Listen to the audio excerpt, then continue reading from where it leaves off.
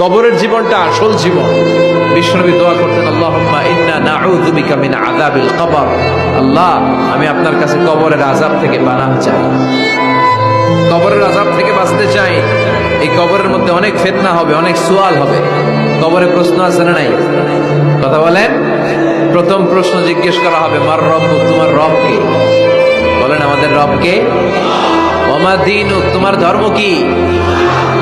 বিষ্ণুবীর চেহারা দেখিয়ে বলা হবে, তাআরিফু মান হাযা রাজুল, এই লোকটারে চিনো? আমরা কি বলবো? আমরা চিনি, উনি আমাদের প্রিয় রাসূল মুহাম্মদুর রাসূলুল্লাহ সাল্লাল্লাহু আলাইহি ওয়াসাল্লাম। এরপরে জিজ্ঞেস করা হবে, এগুলো কোত্থেকে শিখলা? আমরা বলবো, কোরআন থেকে। ফায়ুফসাহু লাহু কবরুহু ৭০ যিরাআন।